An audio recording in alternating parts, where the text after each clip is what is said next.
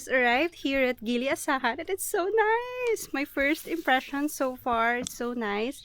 I've been waiting for this day. This is like the highlight of my trip, I think. Kasi wala lang, sobrang nakaka-fantasy yung magstay ako dito sa ganitong kubo, ganyan. Tapos walang kuryente yata or like limited. I think they're running on solar power. So from the toilet, it's a bit of a walk to my room. This is the spa area. And then my room is over there. So ayan, bale 5 ang tawag. Then, this is the room. Oh my gosh, so cute. Okay.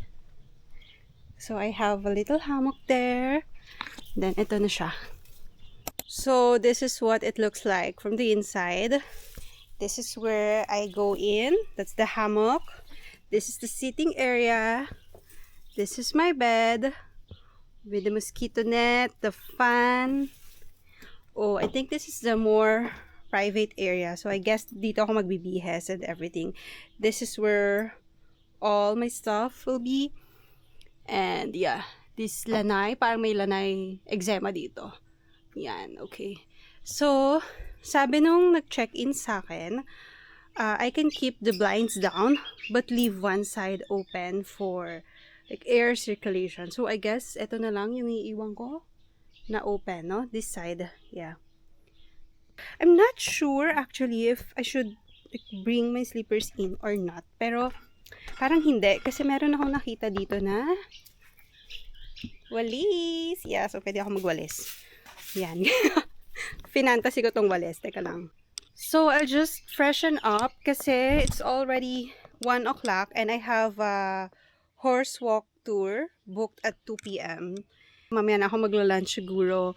Yeah, papahinga muna ako kasi yung biyahe ko parang 2 hours na nakakahilo siya. So, tapos sobrang init ngayon and maybe I'll put the blinds down because it's too hot right now. Look at that weather. Yeah. Pero avail ko na kasi yung horse walk ngayon kasi ngayon lang, parang sa forecast, ngayon lang okay yung weather. And I really wanted that to be like a sunny day for the pictures and for the aura.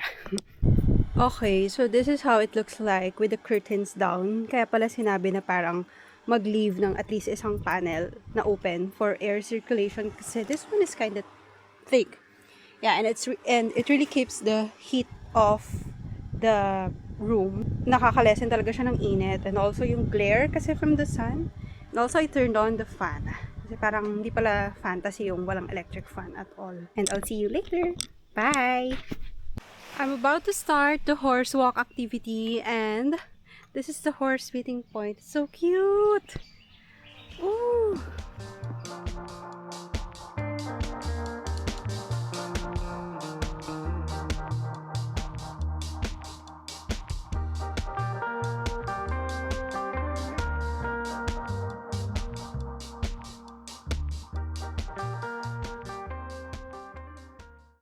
Hi! So, kakatapos ko lang sa horse walk and nag-late lunch na rin ako. So, now I'm about to head out for a sunset swim. It's around 4:30 right now bago tuluyang magdilim. And also because wala ka talagang gagawin but just to beach lounge and whatever. Kasi wala namang kuryente. I mean, it's just the basic room. Wala ring wifi. So, it's really time to unwind. So yeah, I'm about to head out now. But I'll show you what I did with my room bago kasi feeling ko later tonight sobrang dilim na talaga. So this is the situation now. Medyo padilim na talaga, naka night mode na ako. But I laid out yung kulambo na para pagka naggabi na talaga, like yung mga lamok, hindi na as in makapasok. Hopefully this is enough. Kasi parang may mga gap sa corners and dun sa headrest. Pero, yeah, figure out ko na lang later. Yung kasing sumampa sa kama, hindi pa ako naliligo. There are lights here in this cottage. Like, yeah, yan, yung ganyan lang siya. So, parang sa corners lang. But I did turn them on already para pag uwi ko, merong ilaw dito. Because I'm not sure how dark it's gonna be. Binaba ko na rin itong dalawang privacy windows ko. I'll leave the other two open, like that side And this side for air. Actually, I'm not pretty sure about this one. Baka ibaba ko rin later tonight. We'll see, or maybe that one. I'll head out to the beach. They provide a sarong slash beach towel. Smells so nice. So I'll bring this with me and just my phone and the camera. Okay. So, see you later. Bye!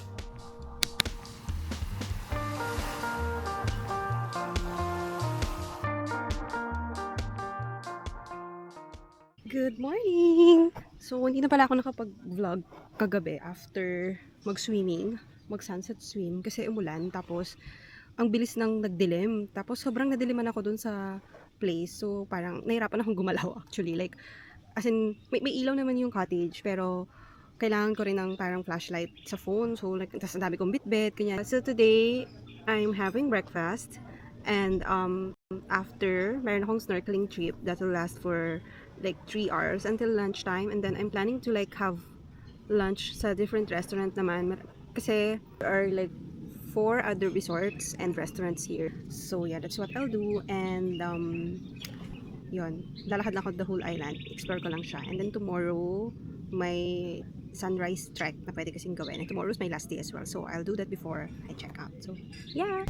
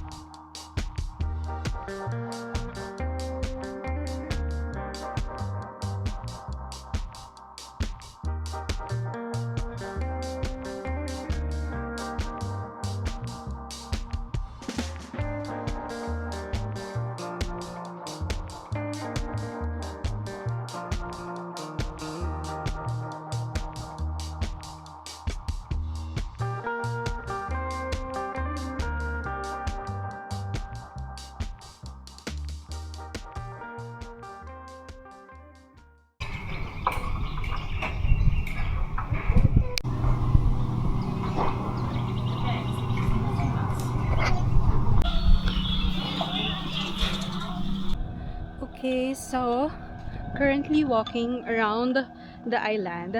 Actually, sabi nung guide, kaya daw siyang lakarin in 2 hours yung buong paikot ng island. Pero kasi 4 PM na, tapos ayoko namang abutan ng dilim, tsaka ng ulan, kasi parang uulan din. So, lalakarin ko lang tong parang isang side. Kasi nandito yung may pearl farm, may abandoned pearl farm. I think nandito na ako sa harapan. Mayroong school. Then daw may school, parang yung initiative ng mga resort owners dito, they have like an initiative for the kids of Asahan. So parang mayroong small school for the community. Also, may local village. Nadaan ako na yung local village. Tapos, kaya ako nakasarong kasi parang nahiya ako bigla. I think this is the abandoned farm already. I'm not sure. Pero parang kaya ako nang pumasok kasi may mga kalabaw. Wait.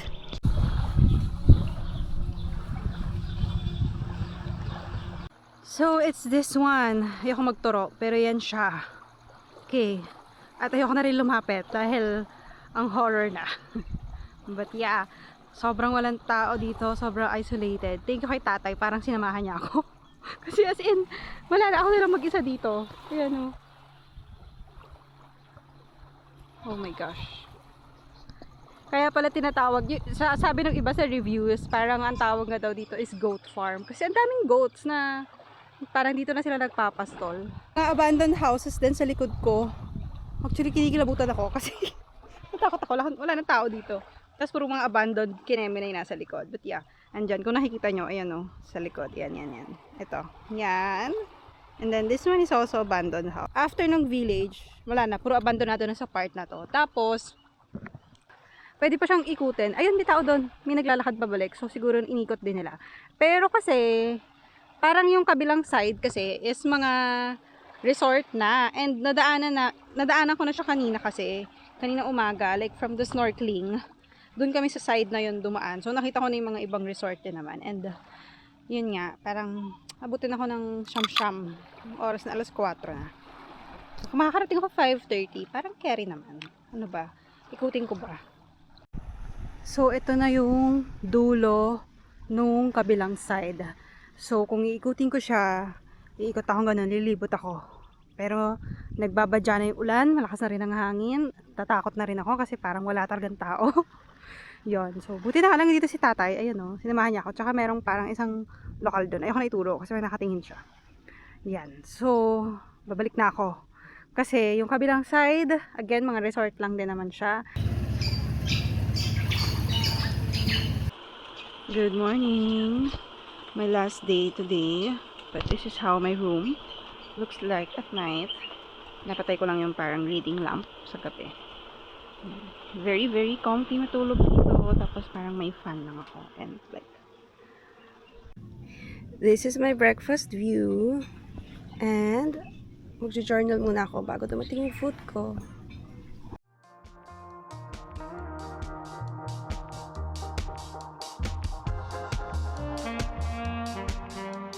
Here is their gift shop. Yung gift shop nila walang tao. So, para siyang honesty store. Pag may gusto ka, dalhin mo lang sa reception. And then, doon mo na siya babayaran. Hello! So, I just had my breakfast. And I still have a few hours left before I check out at 11. It's currently 9:20 right now. So, I think I'll do the sunrise trek. Kasi finally, umaraw na rin. So, yeah, I hope I make it in time, or like back in time for checkout. But I guess I'm ending the Giliasahan vlog here. Everything's packed now. So just a few stuff na lang yun nandito, parang mga charger na lang, ganyan. But yeah, I'm so sad to be leaving this place. I'll definitely come back and I wouldn't mind staying in the same resort, doing the same activities kasi sobrang saya niya. Sobrang na-enjoy ko like yung mga horse walk, yung snorkeling. And I think next time if I hopefully kung makabalik ako, malakad ko yung buong island. And what else? Ano pa ba yung hindi ko nagawa? Yung mga kayak, yung stand-up paddle kasi nakapagod siya kung mag-isa lang ako. So yeah, I guess yun yung gagawin ko the next time I come back here. But for now, magliligpit lang ako ng mga iba pang gamit para pagbalik ko from the trek, ready na ako to check out.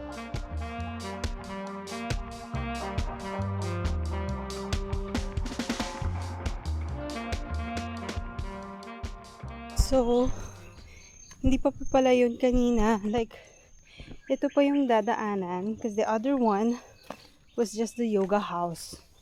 So, ito pa yung parang unpaved road to the hilltop. May babae doon sa yoga house. Hindi ko alam kung tao siya or baka apparition na lang. Sabi niya, 10 minutes pa daw. Shit, wala nang daanan dito. Meron pa doon, but it's so hot. But right here, ang ganda na ng view. Okay, let's go. So, it was indeed a quick 10-minute hike. Pero sobrang init na kasi, like 10 AM na. So, hindi rin ako masyadong nagtagal. I mean, maganda yung view, pero kung umakyat siguro ako na mas maaga or like walang araw, mas mararating ko pa yung mga ibang parang photo spots. Parang isa lang yung napuntahan kong photo spot, yung pinakamababa. Meron pa kasi doon sa parang pinakatuktok talaga. As in, yun yung sinasabi nilang 360 view. But, okay na rin yung pictures ko ha, maganda siya. Like, yun. Pero ayoko na kasi magtagal. As in, Diyos ko, grabe, haggard agad. So, babalik muna ako ng room. Papalamig lang muna ako and then check out na ako in a while.